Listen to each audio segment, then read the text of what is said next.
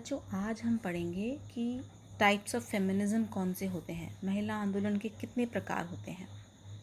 अलग अलग देशों में अलग अलग स्थानों पर अलग अलग टाइम के हिसाब से, अलग अलग काल के हिसाब से, युगों के हिसाब से, जैसे कि सामाजिक और राजनीतिक विचारधाराएं चल रही हैं, उनके हिसाब से दुनिया के अलग अलग भागों में अलग अलग तरीके से महिला आंदोलन शुरू हुआ अपने मुद्दों के साथ।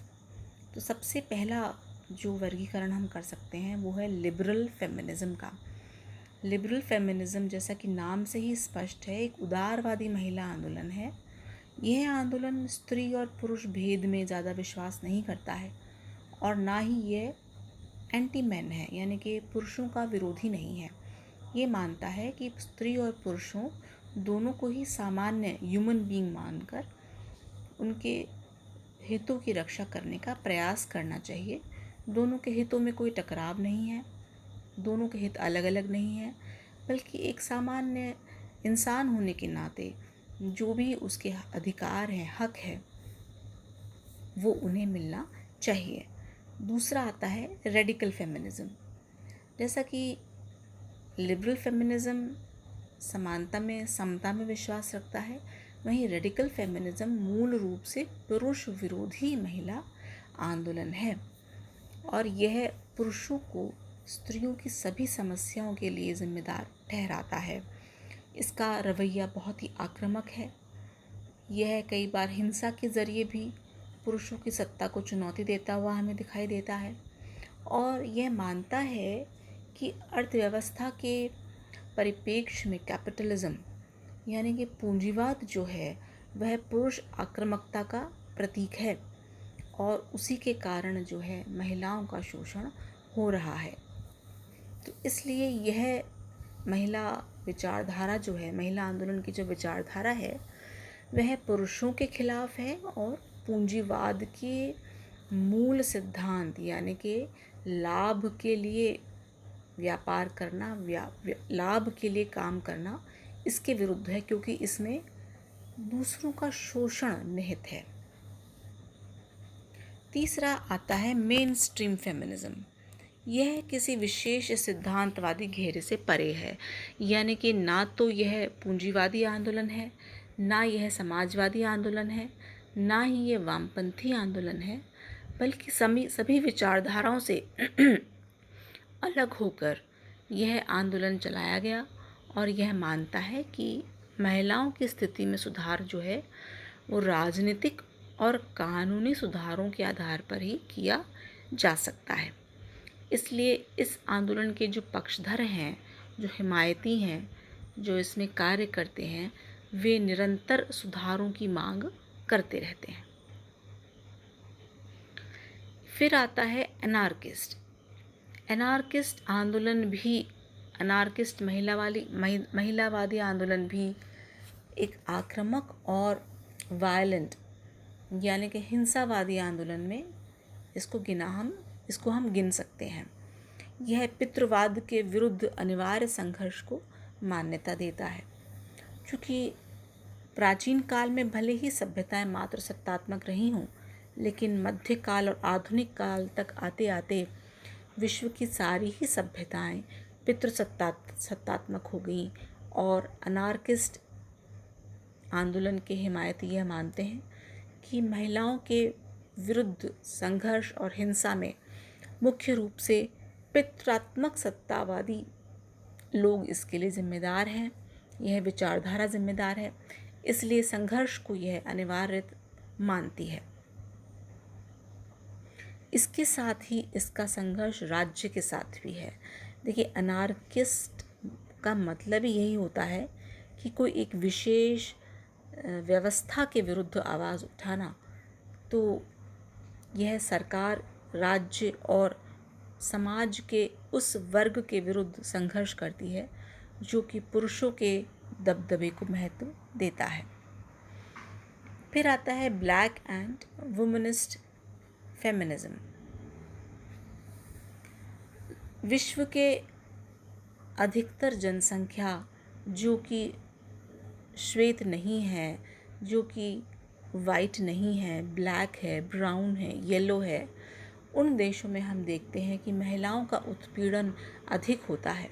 और इसके पीछे यह आंदोलन मानता है कि दमन और नस्ल भेद में पारस्परिक संबंध है, क्योंकि जो वाइट नहीं है, नॉन वाइट हैं या जो ब्लैक हैं, वो अधिक पीड़ित हैं, शोषित हैं।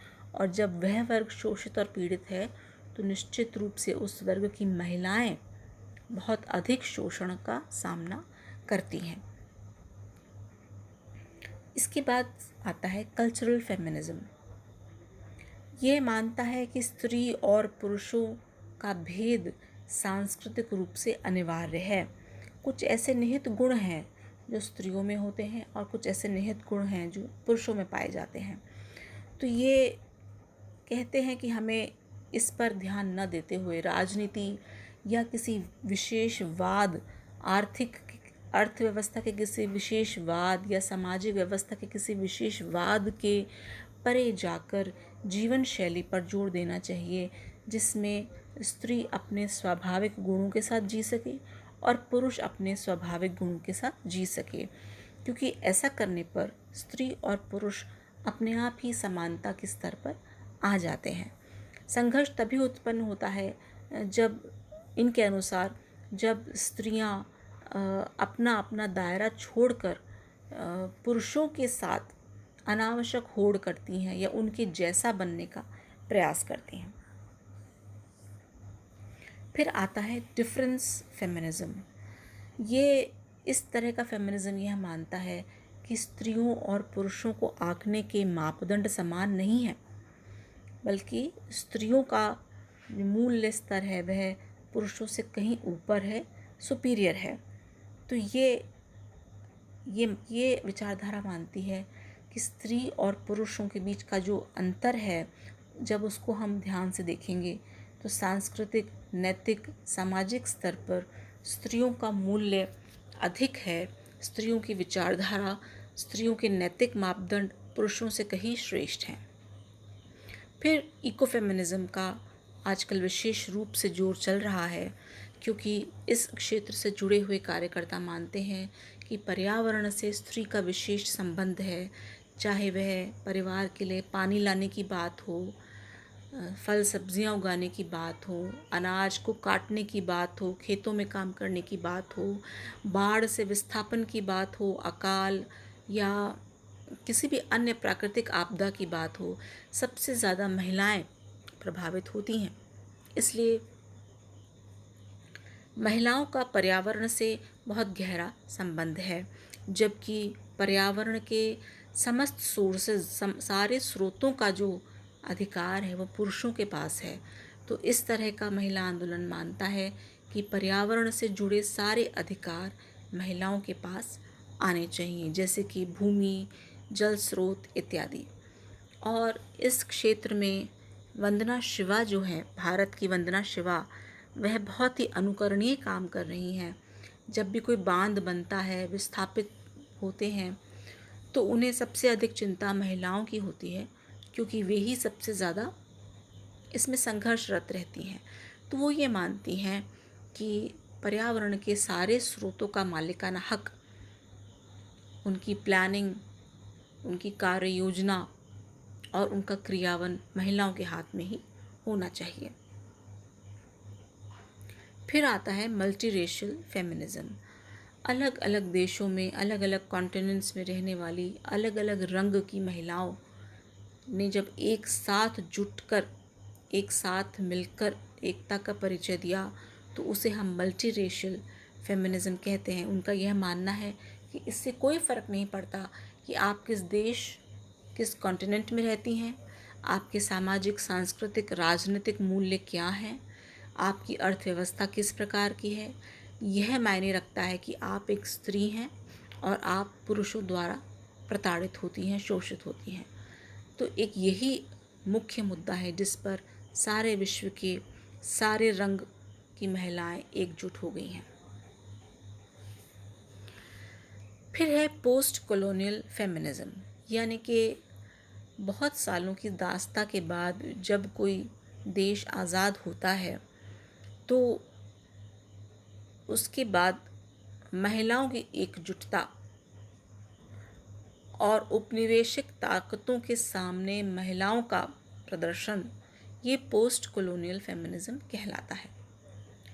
क्योंकि जब देश ही गुलाम हो तो वहाँ की महिलाएं दोहरी तिहरी गुलामी भोगती हैं, लेकिन जब देश आज़ाद होता है तो उन्हीं औपनिवेशिक मूल्यों से बाहर निकलने के लिए महिलाओं को संघर्ष करना पड़ता है और उनको अपनी स्थिति बिल्कुल स्क्वायर वन से यानी कि ज़ीरो से शुरू करनी पड़ती है। इसलिए इसे हम पोस्ट कॉलोनियल फेमिनिज्म कहते हैं। फिर आता है सोशलिस्ट और मार्क्सिस्ट फेमिनिज्म। इसमें मार्क्स की विचारधारा के अनुसार जब समाज वर्गों में विभाजित हो जाता है, कास्ट रिलीजन में विभाजित हो जाता है, तो महिलाओं पे अत्याचार और शोषण की गति जो है वो बढ़ जाती है। इसलिए मार्क्सवादी यह मानते हैं कि समानता की स्थापित हो, धर्म समाज से ख़त्म हो जाए और स्त्री और पुरुषों के अधिकारों की समानता प्राप्त की जा सके।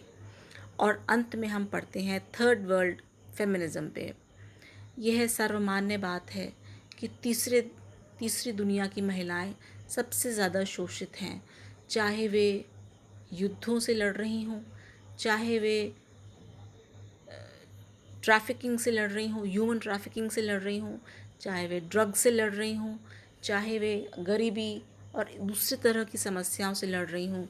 ये निश्चित रूप से है कि फर्स्ट और सेकेंड वर्ल्ड की महिलाओं से कहीं ज़्यादा ख़राब स्थिति थर्ड वर्ल्ड की महिलाओं की है, जहाँ पे उन्हें बेसिक राइट्स नहीं हैं, मूलभूत सुविधाएं नहीं हैं, अधिकार नहीं हैं, उन्हें पता भी नहीं है उनके अधिकारों के बारे में। तो ये थर्ड वर्ल्ड की महिलाओं को एकजुट करने वाला महिला आंदोलन है। तो बच्चों, ये एक आउटलाइन है जिसमें हम विभिन्न प्रकार के महिला आंदोलनों की बात करते हैं। इनके तरीके भिन्न हैं, इनका बैकग्राउंड भिन्न है, इनका परिप्रेक्ष्य भिन्न है, इनकी नीड्स, इनकी ज़रूरतें भिन्न हैं, लेकिन मूल बात यही है कि किस तरह महिलाओं की स्थिति को सुधारा जा सके, विश्व की आधी आबादी की उन्नति में हम कैसे सहायक हो सकते हैं।